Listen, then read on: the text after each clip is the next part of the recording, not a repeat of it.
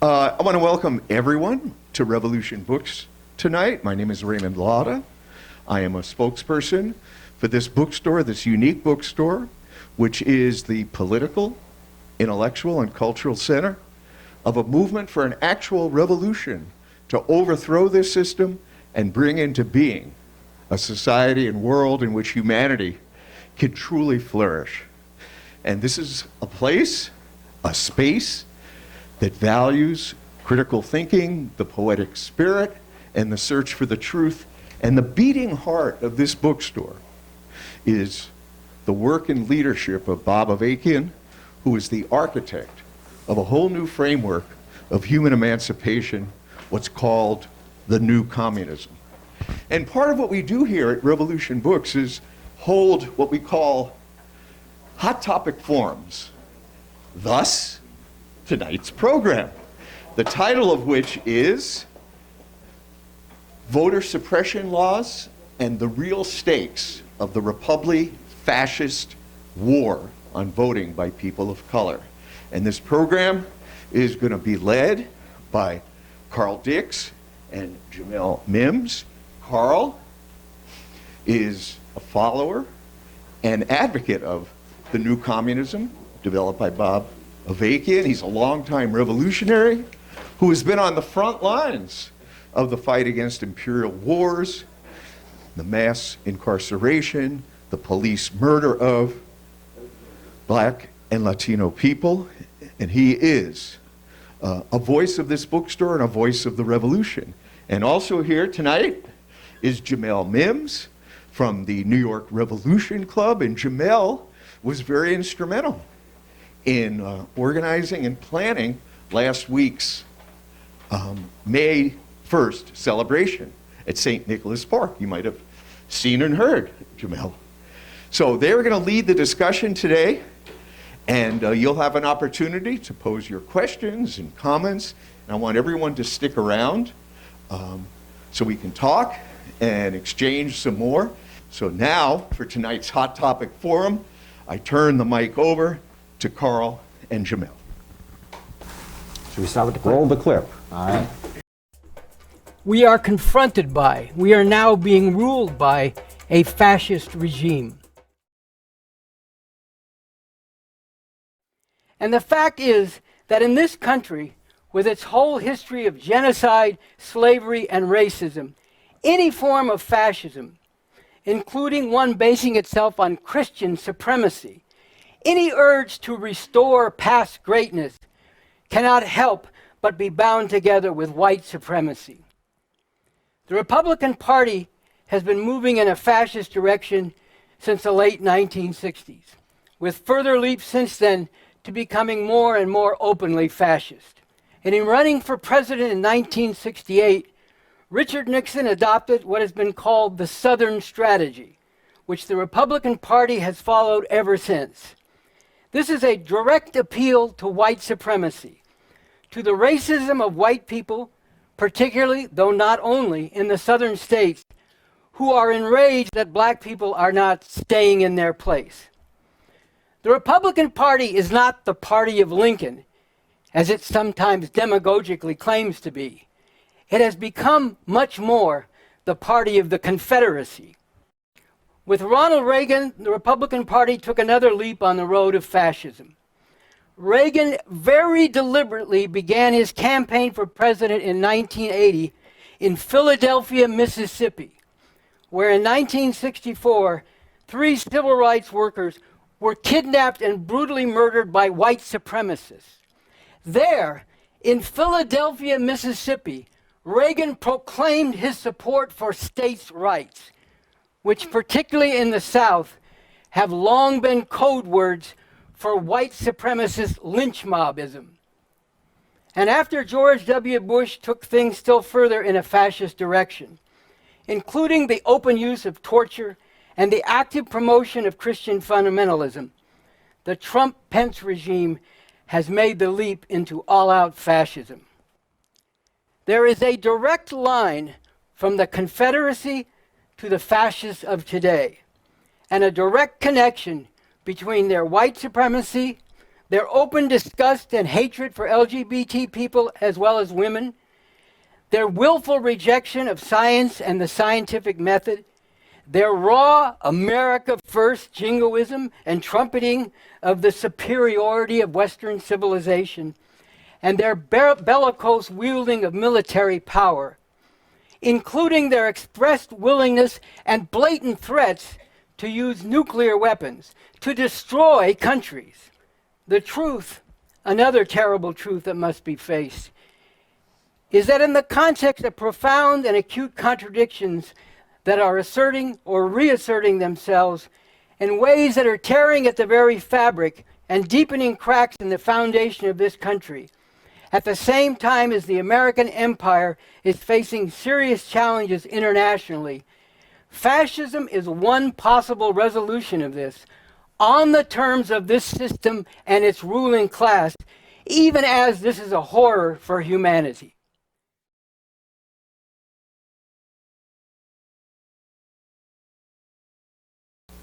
I wanted to start off with that and to trace that direct line.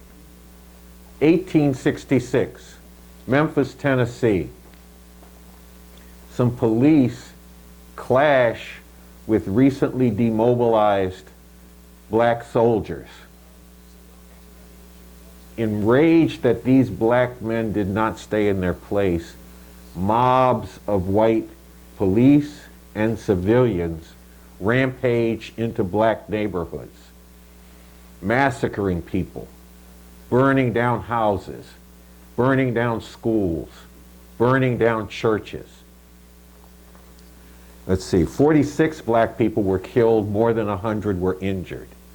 And every single black school and black church in the area of Memphis was burned to the ground.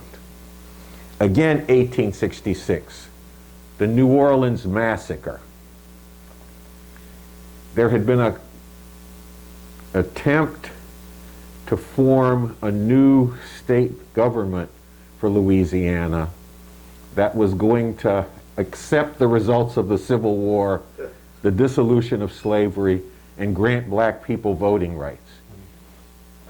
There were some former Confederates who were deathly against that. They held a rival convention that didn't accept any of that, and then they marched. Then a protest of that was mounted by mostly black people. These former Confederates rampaged through black neighborhoods. They massacred 34 black people, injuring more than 100, and that's according to the official results. Other observers said that that was a great undercount. Then 1873, Colfax, Louisiana. A new Reconstruction government had been put together, and it held power, and black people had numerous positions in that new government. Some former Confederates and KKK members very much were against that. They stormed the courthouse where this government was seated, overwhelmed the militia, which was mainly black former Union soldiers, took 50 of them, at least 50 of them, prisoner, and then executed all of them. The reason I say at least 50 is that it was impossible to get an accurate count because many of the bodies of the black people who had been murdered were thrown into the Red River that ran near Colfax, or thrown into mass graves. This is the history of this. And I haven't told you, I haven't exhausted it. There are many more that I could talk about, but I don't have the time to do that. That's the only reason I'm not doing that. Now let's fast forward some. I'm not going to walk us through the whole history. Let's fast forward up to the 1960s, where there was massive mobilization by black people to regain the right to vote that they had been granted after the Civil War but lost with the overthrow of Reconstruction. Numerous protests happened in the South. This was a righteous fight, but there was also a whole lot of resistance. Mention was made in the clip by Bob Avakian of something that happened in Philadelphia, Mississippi in 1964. 3 civil rights workers were kidnapped by the authorities and then released to a white mob led by the KKK that killed all 3 of them. Goodman, Cheney, and Schwerner were, I believe, the names of the people. And again, that's not the only time that happened. There were many more such murders. There were also massive attacks, like the attack on the people who were marching in Selma, Alabama, trying to cross the Pettus Avenue Bridge, who were attacked by mounted state police, assisted by mobs of whites, and beaten viciously. Again, this is the history of this country. Now let's come up to today, because today we have a wave of voter suppression. Laws, 247 laws have been introduced in more than half of the states across the United States, going at the right to vote. What do these laws raise? Well, one thing they target is early voting, and especially early voting on Sunday, because they have literally are like stuck pigs when they hear the idea of souls to the polls, which is black churches mobilizing black people on Sunday to go vote. And often it takes the form of a march. Well, they hate that. They want to try to cut that out. They also are doing things like saying, okay, well, we can do some early voting, but it has to stop at 5 p.m. It can't go later than that. The integrity of the vote would be lost if we allowed it to go to 7, 9 p.m. or even 7. And what are they saying there? People who can't get off work or tell the boss, I'm going for a few hours to vote, are going to lose the ability to vote early. Mm-hmm. And that's the point to this. They are also doing things like, and this is a real law and order thing, it is now illegal in Georgia and Florida, and about to become illegal in other states, to give water or snacks to people who are standing in line to vote. Mm-hmm. Now, I don't know why this crime has been allowed to be done for so long. Now think about it. And also think about what leads to the need for this. Because in Georgia, I'm like looking at social media, and there are pictures of black and brown people standing in long lines, some of them 5, 7, 9, 11 hours waiting to vote. At the same time, in white areas, there are people going in and said, this was a breeze. I was in and out in 15 minutes. So there's already an imbalance that has made it more difficult for some people to vote. Now they want to say, and don't even try to bring any water or snacks to any of these. They don't want to say, boy, why are these lines so long? What could we do to make it more equitable, to make it easier for these people to vote? They want to keep it hard, and then they want to don't do anything that might encourage some of these people to stand in line and vote. This is the kind of thing that they're going at. This is what's being done, and like I said, Georgia and Florida have already passed it. It's in process in Texas. One house has voted on it, it's coming up in another. And there are 240 some other bills going on in states across the country. What the fuck is going on? Why is this being done? Now, if you listen to the Republicans who are pushing this stuff, they say, well, look, people are concerned about election integrity, and we have to do something to ensure them that they can have faith in our elections. They can't point to any voter fraud that they're acting to stop, mostly because the kind of voter fraud that goes on isn't going to be touched by any of this stuff. And look, this is something there is fraud going on around voting. Florida had a referendum to change the Constitution to allow former felons to vote. They got their voting rights back leading into this election. Very quickly, the Republican-dominated Florida legislature convened and said, we have to pass laws to enable this change to the Florida Constitution to happen, by which they meant we have to pass some laws to stop it from happening, because we don't want these motherfuckers to vote, because we don't think they'll vote for us. So they said, well, you're not really through with your sentence until you pay fines and fees and penalties that we have put on you after you served your time. So then all these people who were former felons, and there are hundreds of thousands of them, I think 800,000, did not have the right to vote until they went through this process. Then groups started to mobilize to raise money to pay these fines and fees and all that kind of stuff. And then the state of Florida said, you can't pay these fines and fees because we have no idea how much they are. That's fraud. I mean, let's just call it what? That's stealing somebody's vote. First you tell them they got to pay money to get back their right to vote. Then they come with the money and you say you can't pay it because we don't know what the fuck it is. So there is shit like that that goes on, and there's other things I could cite, but let me keep rolling with this. They are going after things that are not happening. People have not been fraudulently voting early.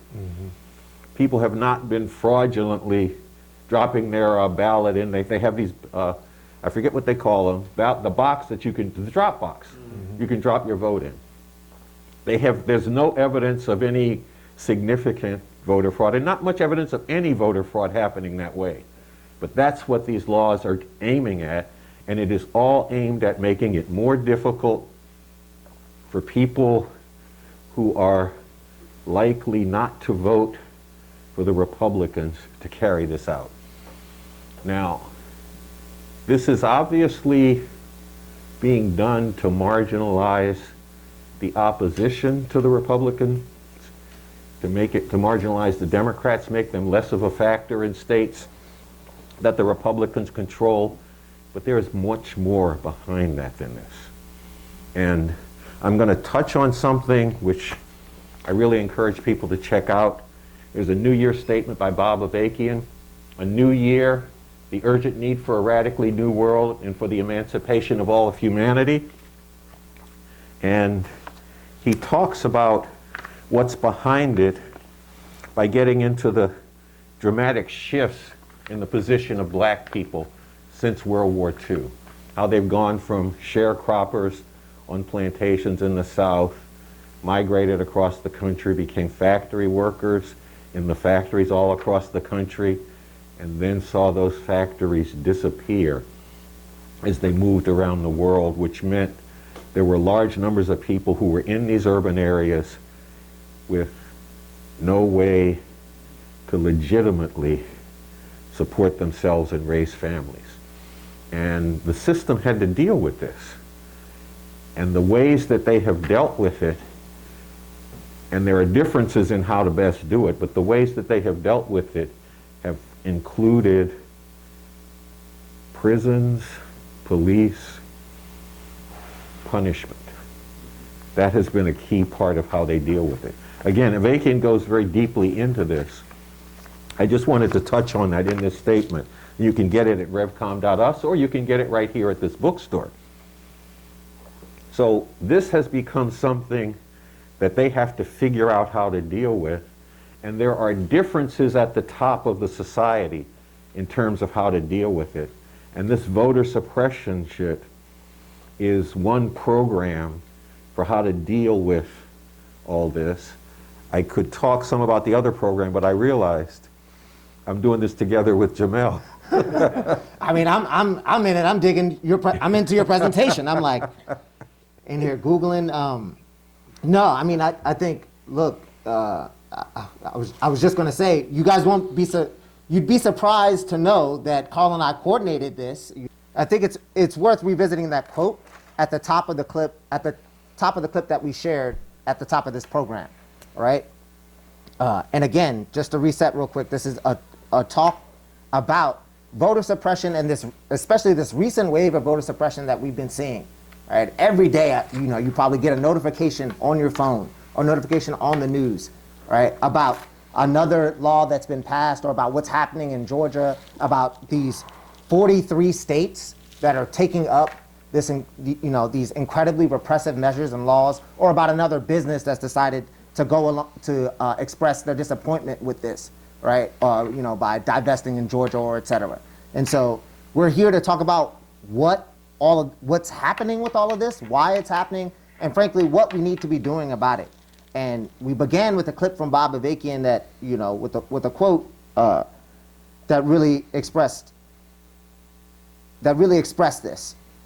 There's a direct line from the Confederacy to the fascists of today, and a direct connection between their white supremacy and their open disgust and hatred for LGBT people, as well as women, and their willful rejection of science and the scientific method, their raw America first jingoism and trumpeting of the superiority of Western civilization, and the bellicose wielding of military power, including their expressed willingness and blatant threats to use nuclear weapons and to destroy countries.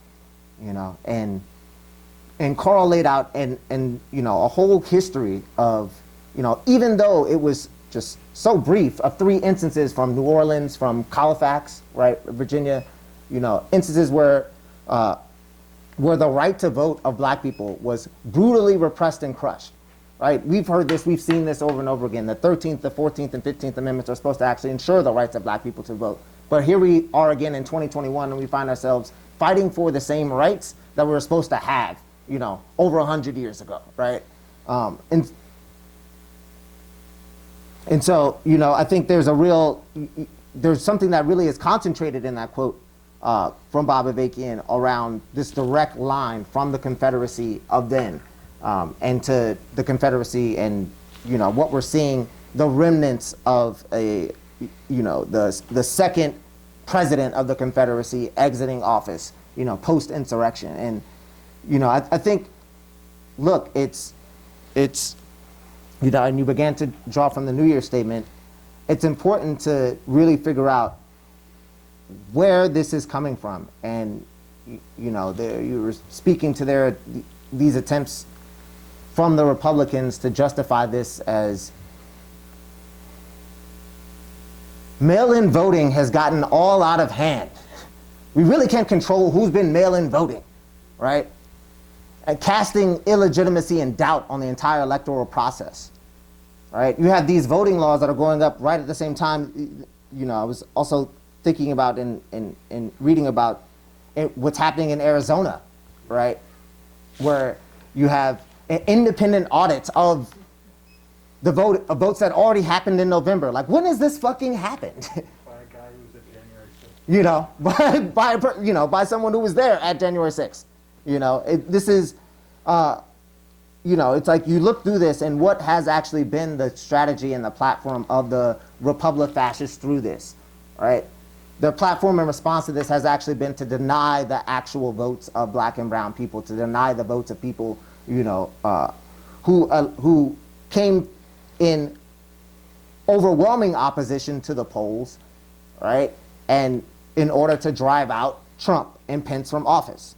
And so it's right now, I think one interesting thing about this right now that's happening is it's also expressing a lot of infighting that's happening at the top.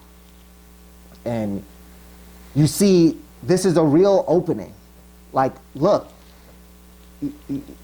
over and over again, this right has been denied for black and brown people. When is it going to be time? When are we going to stop waiting in lines? You look at the pictures, it was like Googling pictures, a visual thinker of this, right? In preparation for this, Googling pictures of like lines of people and waiting in voting lines. You know, and it's fucking indecipherable looking at them from 1940 and 1950 and 1960 in 2020, right? And it's like, is this gonna continue to happen? They're actually actively taking back and actively installing, you know, a revisionist history, right? And what we need in order to get rid of that is we need to make revolution in order to overthrow that system, right? And, you know, here is someone, you know, we showed the clip of Baba Vakian, right? Here's someone who's actually done the work to actually, you know, to actually figure out a strategy on how to do that, you know. And in relation to that has a whole analysis of that call you were starting to get into, of why black and brown people are in the conditions that they're in now, and actually what it would take to undo the centuries-long oppression that they've been in, that we've been in, right?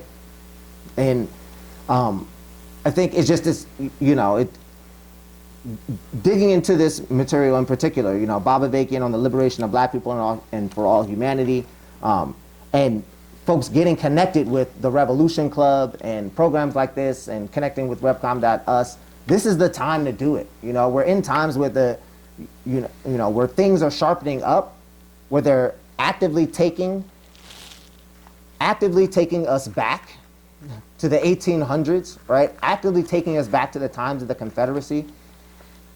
And and it's also a time where there's real infighting at the top, where the Democrats are actively fighting with the Republicans and Republi-fascists to actually, you know, counteract these voting measures, right? But this presents an opportunity for the people to actually go in and throw in on that. And so, you know, I just wanted to offer that into the discussion. Yeah, I think that's important. I wanted to go into this infighting at the top. Yeah.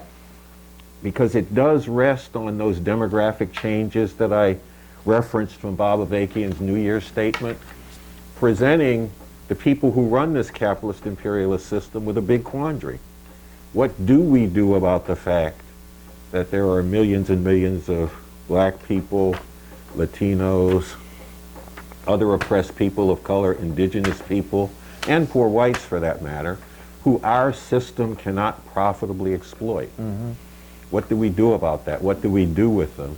And they've got different programs on that.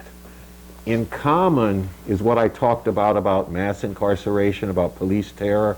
That happens whoever's in the White House, whoever's in the State House, whoever's in City Hall, whoever's in the doghouse. That happens. That's bipartisan. That goes down. But then there are these differences, because it is from the fascists who are grouped in the Republican Party that you get this thing about, we got to stop these people from voting. And some of them cloak it in, well, millions of people don't have faith in our elections. They think maybe the election was stolen, so we have to do something so that they can regain that faith in the election. That's bullshit, because that's something that Trump and company created anyway, by saying months before the election, the only way we can lose is if they steal it, which they knew they were lying when they said that. The reason he was saying that was because he was afraid he was going to lose. So he wanted to create a situation where his votes would come in on election day, he'd be ahead, and then he could say, where are all these votes coming from? I thought I already won this. No, so this was something they built up. Now they're trying to use what they built up to justify blocking people's right to vote. But then some of them just come out with this shit. You know, like Tucker Carlson gets up there and says, they are trying to replace legitimate voters, white voters of course, with these illegitimate voters. You know, immigrants from Central and South America. What about those people on the reservation? Should they really be voting? Should all of these black people, most of whom are criminals anyway, should they really be voting? They're just coming out with this shit. You know, let's stop those other people from voting so that we can keep our America the way it is. Now, the Democrats do fight that, coming from, because see, both of them are coming up with plans and programs to keep the empire in effect. That's the fascist program. We got to come down hard. We got to beat the shit out of these motherfuckers. We got to just bare our fangs at them. Democrats are like, no, no, that's not the best way to do it.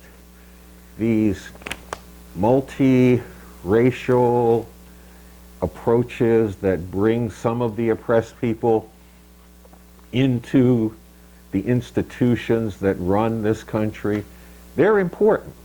Because then when you have some of them involved in some of this stuff, then it does look more legitimate when if the mayor in whose city the police are brutalizing people is black, you can say, what racism? You got a black mayor, you got a black police chief, all of that. You got these corporations who have begun to come out against these voter suppression laws, and look, that's a good thing, but also remember they're looking at their bottom line and trying to keep that in effect. It isn't just that capitalist rulers have awakened to the horrors that they've been abusing black people with and looking to atone for that. It's like, how do we keep this thing going? And especially, how do we keep our international image going? How can we go around the world and talk about we're the homeland of freedom and democracy as we don't let black people vote, as we cart off to jail people who are trying to give water and snacks to black people, Latinos, and others waiting in line for hours trying to cast their ballot? Won't we look like some of these places that we condemn as authoritarian and all like this? So that's what's going on. Now, this is an attack that must be fought. You know, it's not a matter of indifference to the revolution whether this happens or not. This has to be fought. We have to throw in on it. But it has to be fought from the perspective of how do we stop this shit. And like Jamel said, if you fight a battle again and again and again and again, then you ain't getting to the root of the problem. And the root of the problem isn't what policy are they coming out with to try to stop you from voting, but getting at the system that is spawning this. And that's why we need a revolution. And this document here, a declaration, a call to get organized now for a real revolution, speaks to why it's really crucial right now to connect standing up and resisting these attacks to getting with a movement for a revolution that can get rid of the system that spawns all of these attacks. And it says in here on page 3, revolutions are not possible all the time, but are generally possible only in rare times and circumstances, especially in a powerful country like this. This is one of these rare times and circumstances. The system is in real trouble, caught up in crisis and conflicts for which it has no easy or lasting solutions. Throughout this country, the workings of this system have given rise to deep divisions which cannot be resolved under this system. Society is being ripped apart. Those who rule are locked in a bitter fight amongst themselves, and they cannot hold things together in the way that they have. Although there are a lot of bad things connected with this, and it could lead to something really terrible, it is also possible that we could wrench something really positive out of it. Revolution to put an end to this system and bring something much better into being. Because just referring back briefly to Bob Avakian's New Year's statement, he talked about how it was important to deal an electoral defeat to the Trump-Pence regime, but that it only bought us some time. Because the fascist movement did not disappear. They weren't going to fold up their tents and go away in the night. They are still aggressively moving forward. And we have to use the time that was bought by getting Trump out of office, not by expecting and hoping that the Democrats are going to take care of it, because they're not going to wage the kind of fight that's necessary. We have to step up our efforts to build a movement for an actual revolution that can take this down. It is possible to do that. Look at the potential shown by the way people poured into the streets last summer after the murder of George Floyd. Look at the millions of people. And look at the fact that they were not just out there saying justice for a single victim of police murder. They were calling for an end to police getting away with murdering black and brown people. an end to white supremacy. They were going at systemic causes behind this particular egregious horror. Those systemic causes can only be uprooted by an actual revolution. What needs to happen is people who were motivated and moved to do that need to begin to be connected with a movement that can actually do what they want to see happen. And that is a movement for an actual revolution, a movement that has leadership for doing this. In the person of Bob Avakian, who you saw at the beginning, doing that clip about the direct line from the Confederacy to the fascists of today, a man who has authored a handbook for revolution. That's what Basics is. This is a book that guides you in terms of how to make revolution, how to take on the questions that will arise from it, and the author of a blueprint for a future society that the revolution could bring into being, a constitution for the new socialist republic in North America. It talks about what society would be like the day after the revolution and how it would be a transitory society moving to the end of exploitation and oppression once and for all in a full classless communist society and world. So that is what this needs to be connected to. And look, there's a plan for doing that, which May 1st was a launching pad for. There were celebrations across the country. Hundreds of people, I think it was about 300 people, came out to the different celebrations. People were gathering not only to declare that we are human beings and we refuse to accept slavery in any form, but to actually gather up, to begin to enlist themselves, and to make plans to reach out and enlist others in a movement that can do what's needed to abolish slavery in every form, which again is making revolution, and you need a movement for that. And that's what we're working on doing. I think Jamel is going to Yeah. I mean, I think we take can. us home on this. Yeah, we can definitely get into some of that. I just wanted to, just thinking about the comments you were making in particular around like the potential for actually making revolution that we see in this moment, right? And wanting to speak some to and even pick your brain a little bit around. Look, we know folks, to everybody that was out last summer, right, or to anybody who's been out in the streets, there's an entire ecology around protest, right, in a way that it keeps people locked in the confines of this system. In the similar way that you were talking about the infighting amongst the Democrats and the Republicans, and there's a constant metaphor that Bob Avakian uses that sometimes you'll use with me literally and metaphorically, but about Charlie Brown and the football. And it's like, how many more times are you going to keep falling for this fucking football? And how many more, just what Carl is saying and what Carl is speaking to in terms of getting to the fundamental solution for this. How many more times are we going to be waiting in lines, right? How many more times are we going to see this same history repeat itself? Are we going to see the Confederacy reassert itself? We saw this insurrection that happened on the 6th. We're seeing these, voter suppression, take an unprecedented wave of voter suppression now, right? What it's going to take to actually resolve this is it takes the most radical and thoroughgoing solution. It takes an actual revolution to overthrow this system, right? Not finding a way to make its laws more amenable to us, right? And I think you're just really driving home in that point. And look, we're organizing, and for folks that were out on May 1st, we're actively organizing, to make revolution in a country like this, right? And I wanted to read from the Declaration, just and to really make a call out. It's great to like be in a physical space with people and like make eye contact with like real human beings and shit. I mean, you guys can't, folks who are on the Instagram or on the camera here, you can't see it, but maybe you can feel it in our voices or see it in our eyeballs. But y'all can hear it if folks in the house want to make some noise, All right. Yeah, right? All right.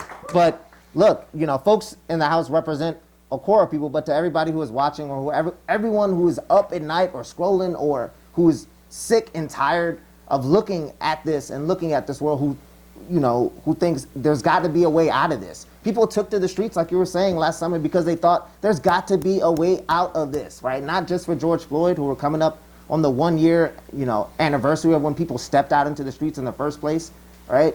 But also in times of a pandemic, right? Where fascism is rearing its ugly head and showing, and actively dropping the hammer down in terms of how it's trying to rule. But from the Declaration, so that was my invitation part. Now it's here from the Declaration. To everyone who can't stand this world the way it is, who's sick and tired of so many people being treated as less than human, who know that the claims of liberty and justice for all is a cruel lie, who are righteously enraged that injustice and inequality go on and on and on, despite false promises and honeyed words from people in power or those seeking power. Everyone who agonizes about where things are headed and the fact that to be young now means to be denied a decent future or any future at all. Everyone who has ever dreamed about something much better or ever wondered whether that is possible. Everyone who hungers for a world without oppression, exploitation, poverty, and the destruction of the environment. Everyone who has a heart to fight for something that's really worth fighting for. You need to be part of this revolution, right? We talked about today, in the course of this program, the voter suppression laws, the historical foundation that it's rooted in, a country that's founded on slavery and genocide and continues to deny this to black and brown people over and over and over again, right? Talked about where this comes from. But the most important thing is actually what we need to do about it and what you need to do about it, right? And we keep shouting them out, the OG, Bob Avakian, who's actually broken through on how you can actually make a revolution in a country like this. What's missing is you. We have the leadership and the strategy, right? These problems keep you up at night. You logged on or you walked in the door today because they do. Take this step and be part of the revolution and come roll with the revolution. Be a follower of Bob Avakian. That's not some passive thing. Followers of Bob Avakian dig into the science. They're scientists. We dig into reality and actually look at, this is why we have these hot topic discussions, right? To look at the poignant issues of the day and actually what openings do they lie for the people to actually finally make revolution, overthrow this fucking system once and for all, right? And so, I want to invite people to roll with the Revolution Club, to come kick it with me and Carl and other folks, right, wearing these cool t-shirts. And, like folks came out on May 1st around the country, we'll be doing, militant demonstrations on the 12th. Look, it's important when 12th of June. Of June, yeah. On the 12th of June, militant demonstrations on the 12th of June. And it's important when people come out in mass, right? And, we're leading up to that. There's a fundraising drive that starts next week, right? But it'll be in progress. Because this revolution is real, and it actually takes funds to make this happen, all right? It takes funds to print these materials, to get full-time revolutionaries out on the streets, right? To put folks up. It takes funds to do all of that because this is serious, all right? And so those are ways that folks can actually jump right in and dig in and support, but you have what you need, but what's missing is you. Okay. Just throw in, though, isn't There's there more stuff, a meeting? There is a very important, very important meeting tomorrow, actually. These are also happening nationwide. But there's a Revolution Club meetings happening in New York City, 3 p.m. All right, 3 p.m. EST, New York City. So you can DM our account at NYC Rev Club for details on the meeting. All right, so you can, so we can link up, so you can get connected to that meeting. And where? DM us and we will let you know the details for it, all right, to find out where and how to access it, all right, but DM us in order to do that. And yeah, I think that's it, all right? Am I missing anything? Y'all? Unless we want to do... I think let's open it up and Open it let's up for talk. questions, right? I didn't mean to undercut the applause, No. but I didn't want to miss getting the meeting out there. Yeah.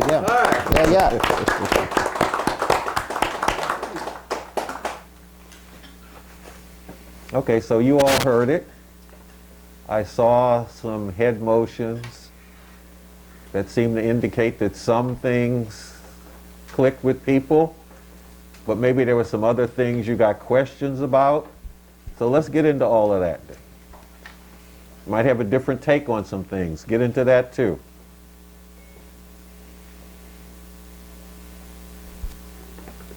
And I'm just gonna check the live down here to see if anybody throws questions in the comments. Okay.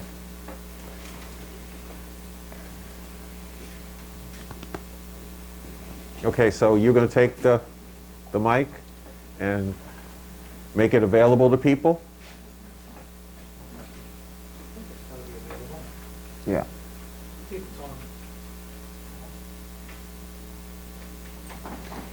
It also doesn't have to be a question. It can also be a compliment. It can also be a compliment.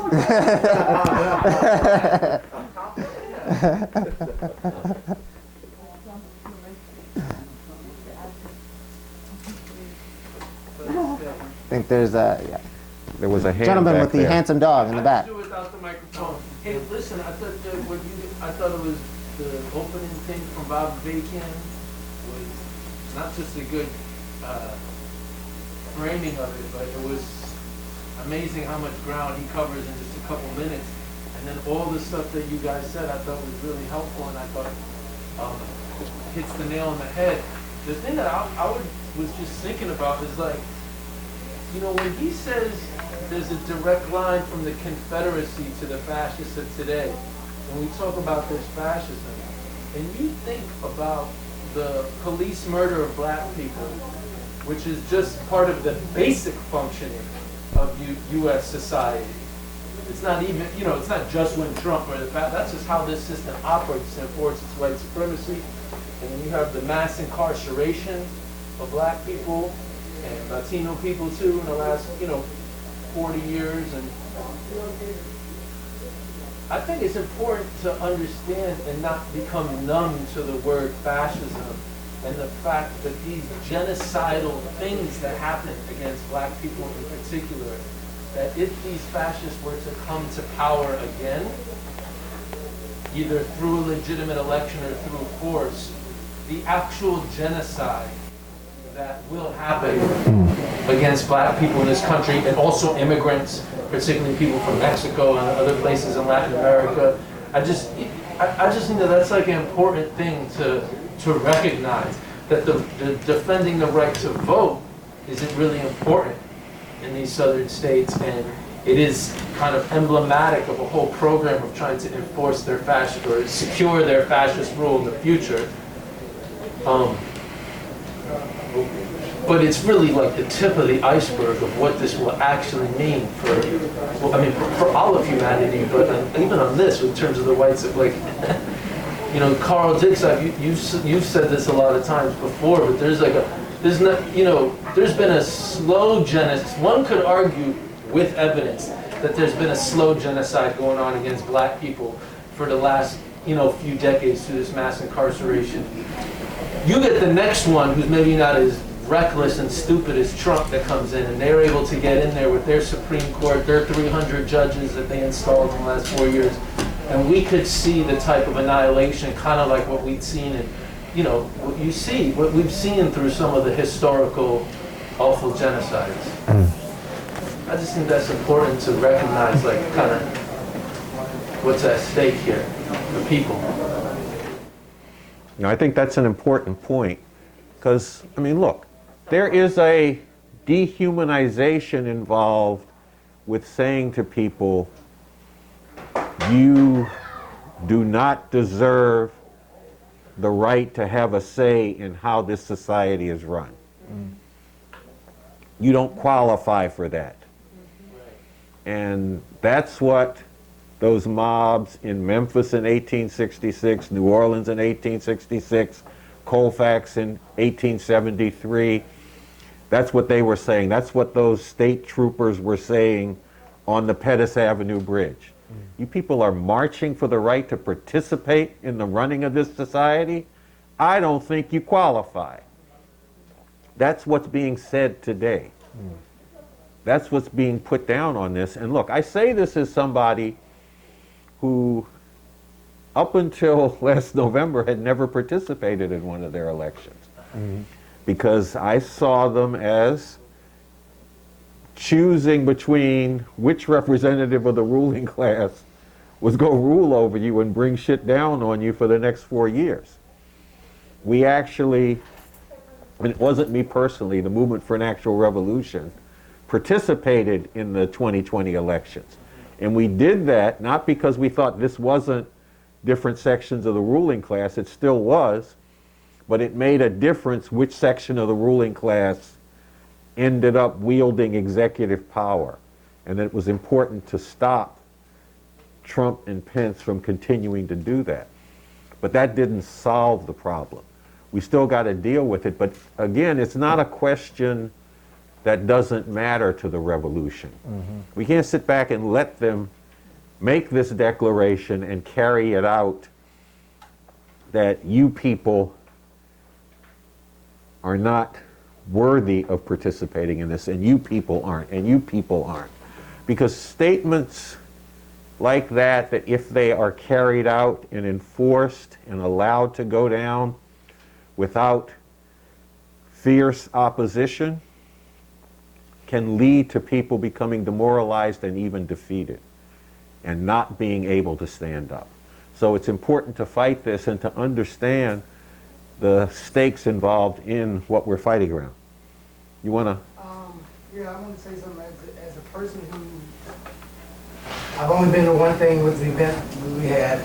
So if somebody's coming in and you know nothing about anything that's been talked about, spoken about. What is a revolution? What does it look like? What does it entail? We hear the word, but when you don't really know, all you can go by is what you think, what your mind tells you what it is. So I'm a person from the outside looking in and not really understanding, as we talk about Bolshevikian and revolution, but what is it? Can you restate the question? Where we're going to take it? Oh, you mean for the thing? Okay, the basic question is, what is a revolution? And the question came from someone who is new to this and says, hey, I'm just coming into this, I hear this word. What does it actually mean? What is it? You know, is that? Correct. Okay, so I'm going to do two things here. I am going to speak to this some, but I'm also going to direct you to a talk by Bob Avakian, why we need an actual revolution and how we could really make revolution. You can get to it through revcom.us. June 23rd here. Oh. We're going to show it. That's what I was trying to think. They're going to show it here. I'm sorry, May 20th. May 21st, it's going to be shown here. And that will really break this down and get into it from a lot of different angles and really thoroughly lay out what we mean when we say an actual revolution. Now, when we say an actual revolution, here's what it comes down to. It comes down to millions of people being mobilized to actually overthrow this system, to meet and defeat its institutions of oppression, get rid of this system and bring into being a totally different and far better system with new institutions, new relations among the people, all of that. And I'll take you back to the Constitution for a New Socialist Republic in North America, because there Avakian breaks down what this would look like, how it would work, what would the economy be like, how would education be dealt with, how would other things be dealt with, what would be the rights of black people, what would be the rights of Latinos, indigenous people, how would it relate to the world. He gets into all of that. So that's what we mean when we talk about an actual revolution. And Avakian has developed a strategy for how this could be done in a country like this. And look, somebody tells you, you can do this without leadership, and that leadership gets in the way of trying to do that. They have not seriously looked at that, because there are a lot of big questions you have to answer, a lot of obstacles you got to get over to do this, do something like this, especially in a country like this. And this leader, Bob Avakian, has addressed those questions. He's worked on them. He's identified obstacles, broken through on them, and that's why he's the leader of this movement for an actual revolution, and that's why I follow him, because I have been serious about this revolution for decades. I won't say how many. We'll just leave that aside, but I've been serious about it, and he has shown the ability to lead on this, and that's why I followed him for those decades. You can guess how many decades later, and there'll be a special prize. But I was going to read, there's a quote that speaks directly to that question. That's in Basics. That's in the third chapter on making revolution. And it's the third quote, and it goes, "It's important to make clear what in basic terms we mean when we say the goal is revolution, and in particular, communist revolution.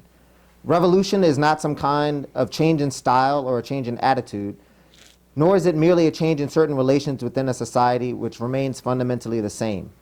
Revolution means nothing less than the defeat and dismantling of the existing oppressive state, serving the capitalist imperialist system, and in particular its institutions of organized violence and repression, including its armed forces, police, courts, prisons, bureaucracies, and administrative power, and the replacement of those reactionary institutions, those concentrations of reactionary coercion and violence, with revolutionary organs of political power and revolutionary institutions and governmental structures, whose basis has been laid through the whole process of building the movement for revolution and then carrying out the seizure of power, when the conditions for that have been brought into being, which in the U.S. would require a qualitative change in the objective situation, resulting in a deep-going crisis in society, the emergence of a revolutionary people and the millions of millions who have the leadership of a revolutionary communist vanguard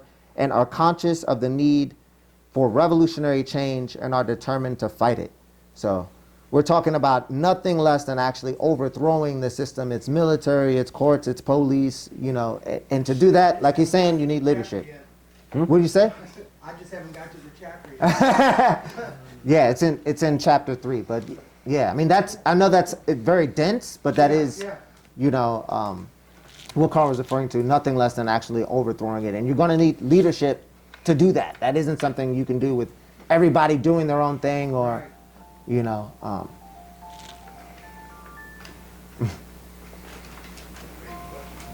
Yeah, great question. No, that's a good question.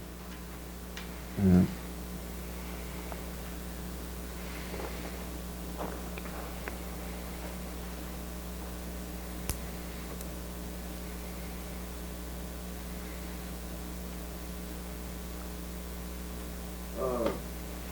When you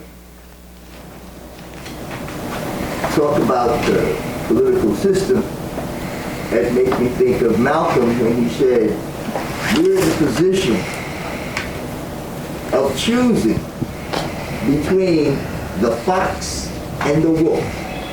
Neither of them mean us any good. Okay.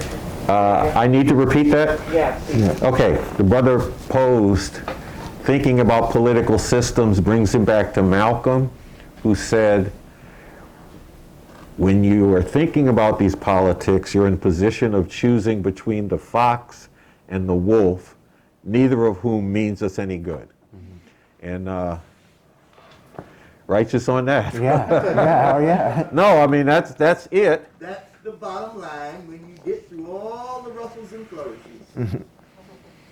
Yeah, and I actually attempted to speak to that earlier in my presentation in terms of we got them fighting at the top. They've got different programs. One of them is a horrible fascist program. The other one is a capitalist imperialist program, which will also mean continued horrors for the masses of people. None of that will serve the interest of humanity. what will serve the interest of humanity is an actual revolution. So that was something that we touched on, and it was good that you brought us back to it. Oh yeah. I mean, I think it's the. I think about that quote, and I think about how there are different strategies for even interpreting that, and how people play that out now. Like some people will do that, will hear that quote, and will say like, well, right now it seems like it's better to go with the fox than the wolf right now. No. And I'm Go with the fox and the wolf. yeah. It's a choice between the fox or the wolf for us when you're comparing the Democrats and the Republicans. Right. Yeah. As far as meeting and serving our interests. Yeah. Neither of them have our fundamental interests, right? Have our interest in mind. Totally. Yeah, no, we're on the same page, brother. What I'm referring to is I think, a lot of people, there are a lot of people who I think aren't thinking that way and are thinking that they are better off with the fox than they are with the wolf. And, I think we have to actually like break people out of this pattern. And there are a lot of I feel like there are a lot of people who will both quote Malcolm and bring in a very sharp analysis of how the Democrats are out for your throat in the same way that the Republicans are. But the conclusion that they'll come to is that it's better to side with the fox than it is, with the wolf. Well, with the strategy we're actually coming with is the wolves and the foxes are fighting, right? And this presents an opportunity for the hens to get the fuck out, And it's, I think there's a real grasping of, that strategy, that's something that I feel like Bobby Vacan is really bringing forward on it, All of that's true. However, during the course of this, one of the biggest problems is we're surrounded by so many people that don't have a clue. Okay? So, you can't count on them as allies because they don't even know what you're talking about. So first you have to educate them to raise their consciousness. Otherwise they'll look at you like you're stupid. What are you talking? You're speaking another language.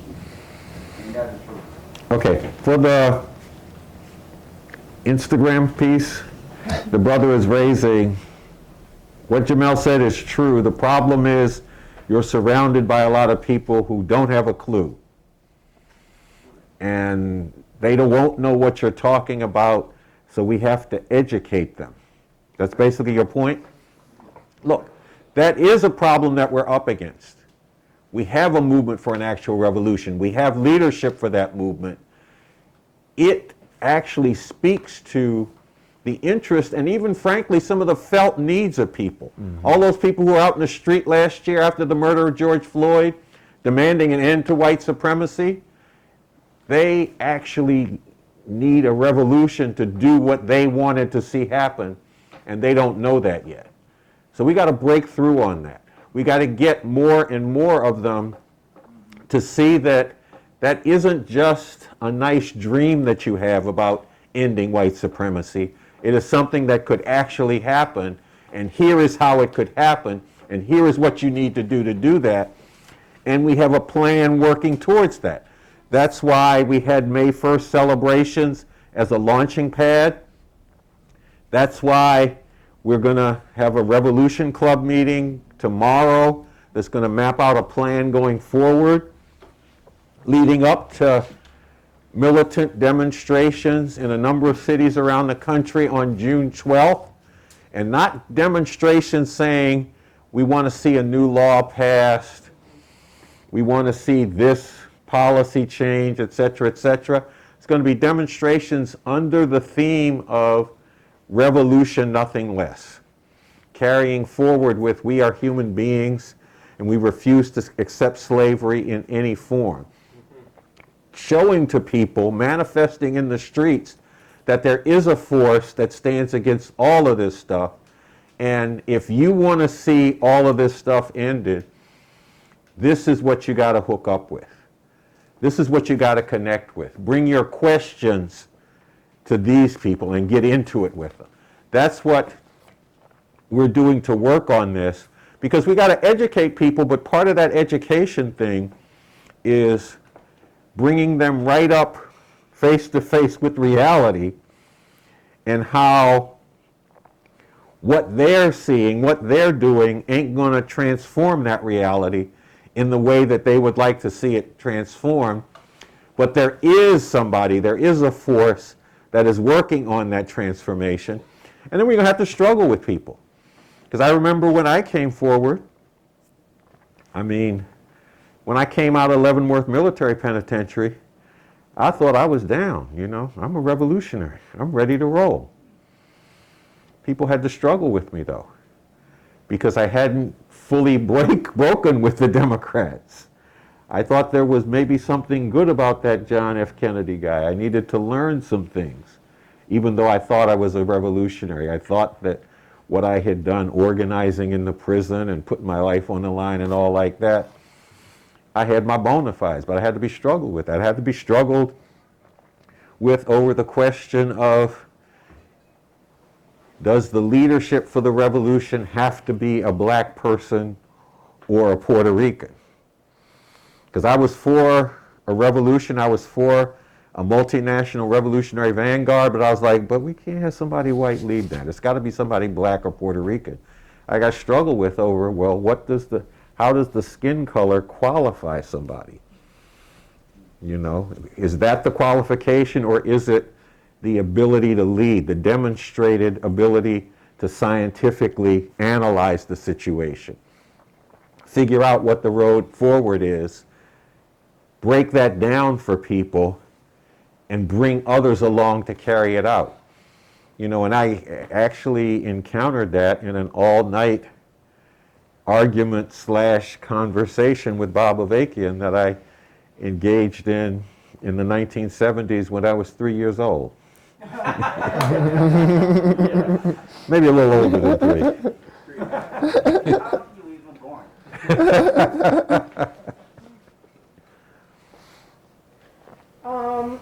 I'm really glad you just brought this up.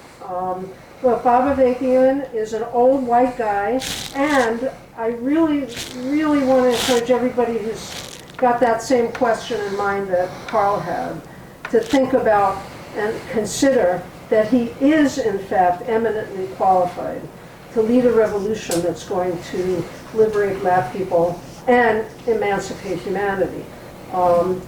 He has an actual track record. He's been driven by this since he was a teenager and got to know black people in a beginning way in high school. He's never, for 1 minute, said, I don't have a right to speak and lead because I'm white. He's in fact developed the new communism, the strategy to make this actual revolution, in part driven by liberating all people, and that includes a very deep appreciation for how central, as we've been talking about tonight, the whole history of how black people have been, just denied, degraded, terrorized, and murdered by the system, driven for that to end and stop. So I do just want to encourage everybody, look, this is very controversial. There's a lot of people out there, even if none of us think what Carl thought back then. We will hear it, if we haven't already heard it, by a lot of people, who just think identity does define your right to speak.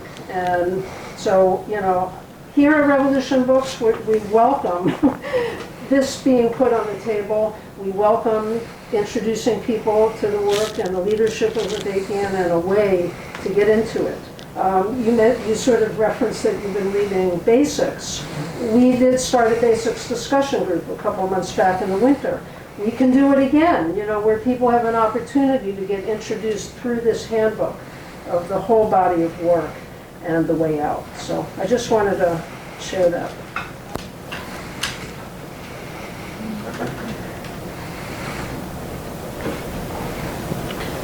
Okay, I don't have any parting words, so we could move into another phase. You don't have to go home, but the program can be formally ended and people could mingle and talk. All right.